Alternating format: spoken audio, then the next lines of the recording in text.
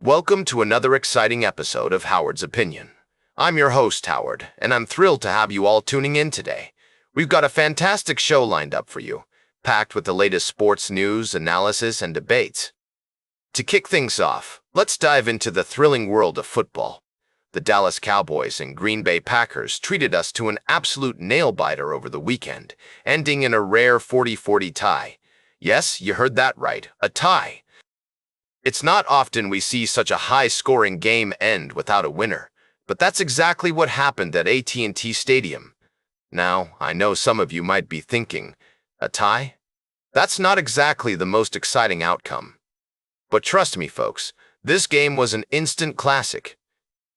Dak Prescott put on a show, throwing for 309 yards and 3 touchdowns, while also rushing for another score. And let's not forget George Pickens, who stepped up in CeeDee Lamb's absence to catch 8 passes for 34 yards and 2 touchdowns.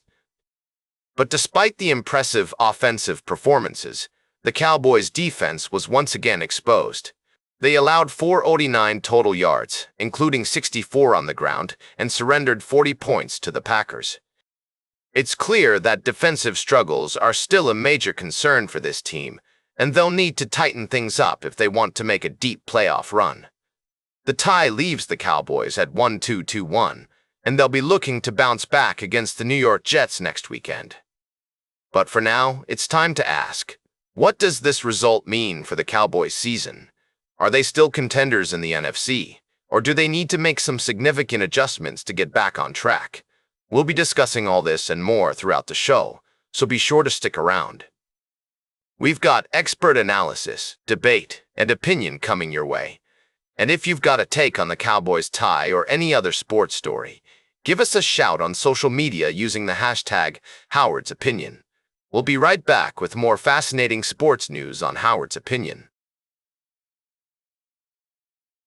Welcome back to Howard's Opinion, ladies and gentlemen, speaking to you from the world of sports, where the drama of athletic competition is always unfolding.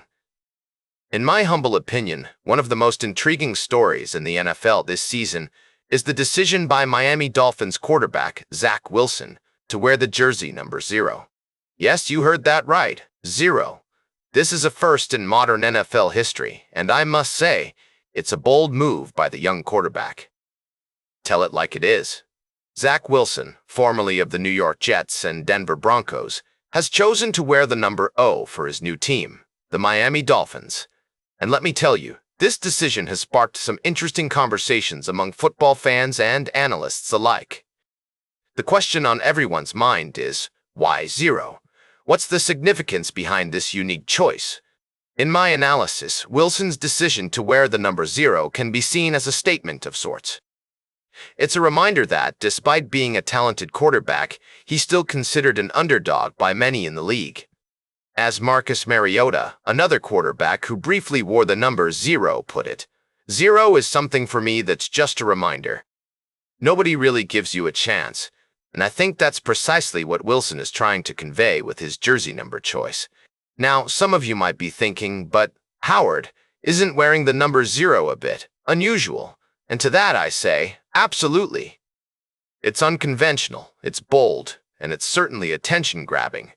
But in my humble opinion, that's exactly what Wilson is going for here. He wants to stand out. He wants to make a statement, and he wants to prove his doubters wrong. The drama of athletic competition, folks, is all about pushing boundaries and challenging the status quo. And Zach Wilson's decision to wear the number 0 is a perfect example of that. So, will this bold move pay off for Wilson and the Dolphins? Only time will tell, but one thing's for sure. It's going to be an interesting season. Stay tuned for our final story of the day, right here on Howard's Opinion. We'll be discussing the latest developments in the world of sports, with a special focus on athletic performance analysis and the business of sports. It's going to be a wild ride, folks, so buckle up and let's get ready to dive into the fascinating world of sports. Speaking in his signature style as the closing segment of his podcast, Howard's Opinion.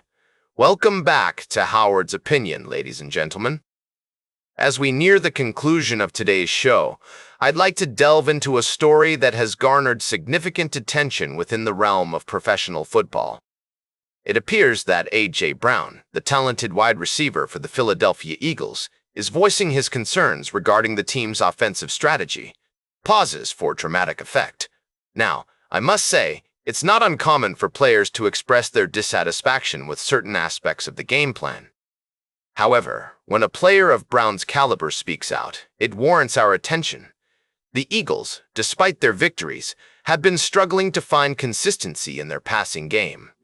And Brown, being one of the key components of that offense, is understandably frustrated.